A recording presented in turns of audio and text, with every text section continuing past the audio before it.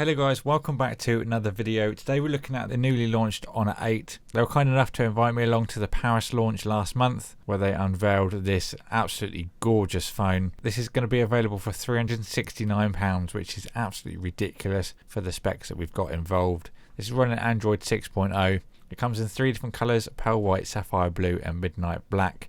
This is the blue one we've got today, which personally I think is the better one of the three. We're rocking a 5.2 inch FHD screen with the Kirin 450 chipset, which is an 8-core processor, a 3000 mAh battery, which will do you the day, no problems whatsoever. There's a dual 12 megapixel camera on the rear with an 8 megapixel front camera. I'll mention the rest of the specs as we go through the video. Now the first thing that struck me, obviously opening the box, is the way they've packed it. They've got a really nice design with the side laying phone as you open the box from the top. Usually we see the phone laying flat on the box when you open it, but this is a nice new design that looks very sleek and elegant. If we use the pull tag to take all the contents out, it then gives us two boxes underneath. Now in the first one we've got our wall adapter. This is a Europe plug as we got the device in France, but in the UK of course you'll get the UK power plug. You get a USB-C cable and also a pair of headphones. Then in the other box we've got all your documentation. You've got a SIM card eject tool, some Honor stickers and also the nice lengthy instruction manual. Now let's look at what you want to see, of course, the Honor 8 itself. This blue is absolutely stunning. When they revealed it you couldn't really get the sense of how gorgeous this design was, but when we got our hands on then you could really see how it shone. This has got a 15 layer coating to it, so that's where you get that intense colour and shine from. And it's diamond cut with an aluminium body. At the very top we find our 8 megapixel camera with also the sensors and notification lights. I do like the way it's embedded into the speaker, it's something a little bit different. Obviously we've got the 5.2 inch screen and it's got a real nice contrast on it. I've really enjoyed media consumption on this device. The colours just absolutely pop and any playback experience is just really stunning. Looking around the phone we've got the aluminium body. On the left at the top we've got our dual SIM card tray. On the bottom left of the phone we've got our headphone jack, which is good to see. Then we've got our USB-C charging port as well as a speaker. On the right hand side of the device we've got the lock key and also volume. There's also another part of the antenna band there also. Now flipping this over is where you see the real beauty of that 15 layer polished back. In any light this looks absolutely stunning. Now we'll go into that polished back in a bit more detail in a moment, but first I want to show you all the rear features. Now the center ring is our fingerprint sensor. This uses 3D touch. Now this senses depth of your finger to ensure higher security. You've also got options on there as well to enable different shortcuts by pressing or double pressing the button as well. I've set the single press with the fingerprint to use as a flashlight, so it's an easily accessible option. And this unlocks in 0.4 seconds, which is blisteringly fast. It's absolutely blown me away how quick this is. Personally I think it's faster than the iPhone 6s. And that to me was fast, so that shows just how quick this thing is.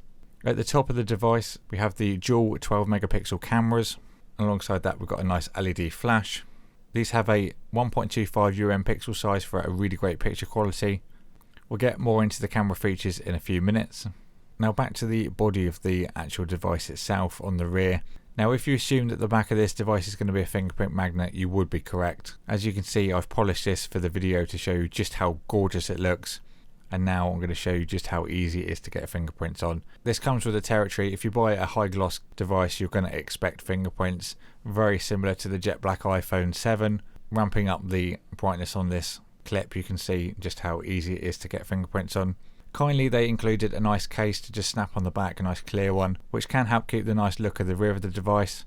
Bear in mind that case will get scratched up over time though, but at least it keeps all the fingerprints off. So taking a look at the interface on the phone itself, I know I mentioned this already, but the colour of this screen is just fantastic. No matter what you do it always looks great, and here's just an example opening one of the benchmarks I used. We'll move on to that in a few moments.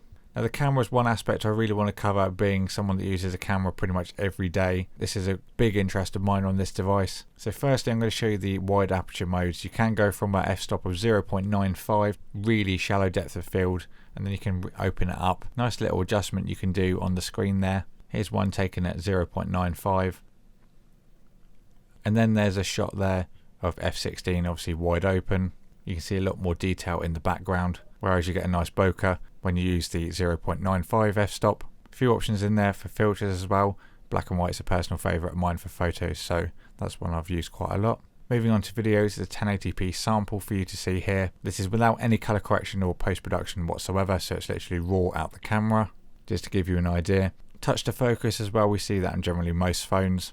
Considering this is a cheaper end smartphone, it has a really great camera and the video quality is actually really quite pleasing. Now moving on to the Pro Photo mode, this is one of the real interests of mine in this device. So you've got options to adjust autofocus, you've got single, continuous and also manual, metering mode, single spot, centered, also white balance, ISO adjustment, shutter speed. These are all features that I use on my GH4 on a daily basis. Having these in a smartphone is massive, and if you're a real camera enthusiast like me, these are definitely options you're going to have a play about with. So onto benchmarks. Now I compared this against my iPhone 6. Now at this current point in time you can get these devices for about the same price. I haven't got an iPhone 7 or high-end smartphones to compare against, so I've got to do the best I can. But running benchmarks, we've got Slingshot. It's doing very well in comparison. Slingshot here, my iPhone actually wouldn't run Slingshot Extreme, so we've only got the basic benchmark for that one.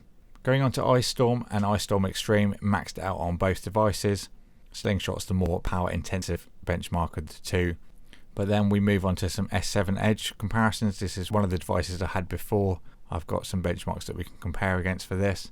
Considering this is £369 compared to the S7 Edge, which is hundreds more than that, it's very, very close in performance, which is just pretty unbelievable. It's got more power than the OnePlus 3 there for that single core comparison, and more power than the Galaxy Note 7, which is upwards of £600 device, whereas this is £369.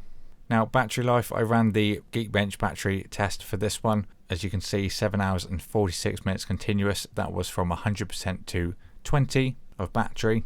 I ran the screen at halfway. I don't have a light meter to accurately calibrate from device to device.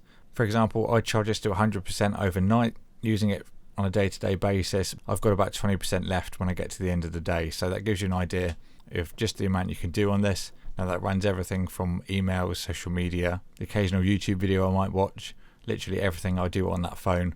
So if you're a heavy power user, you're going to get a day's battery out of this, no problem at all. They do claim to get over a day as a heavy user anyway, using the 3000 mAh battery. So battery wise, the Honor 8 is going to do you proud. So trying to sum it all up in a few minutes is difficult. It is a fantastic device, possibly the best one that's on the market at this price currently. As you saw on the benchmarks, it's competing with the very best up there on the market right now. The 8-core processor makes for a really snappy experience. Going back to the camera again, I love the Pro mode. That's definitely something we're going to have to keep having a play about with as we go along. I'd even go to the point of saying you could use this if you wanted to start YouTube videos, for example. The 1080p 60 frames a second quality is doing a comparable job to point and shoots at the same kind of price. The 3D touch sensor is blisteringly quick. Now, camera aside, the media consumption on this device is really fantastic. It's at a very competitive price as well, so you've got a lot of different options in this price bracket to choose from. So you've really just got to whittle it down to what you want most in a phone. If you need something with a decent camera, this is a no-brainer of an option. If you want something that looks good and performs well, again, another great choice. It is a slightly small form factor than the OnePlus 3 as well, so it's not too big to use either. If you play the occasional game on your phone, this is going to handle it, of course, no problems whatsoever. So yeah, very much a personal opinion depending on what you're really looking for in a phone. £369 for this device isn't too bad at all. Now, I will put the links for this down in the description box below if you want to get one for yourself. Thank you to Honor for providing this for me for a review. If you enjoyed this video and you haven't already, please consider subscribing. Thanks for watching, and I'll catch you all in the next video.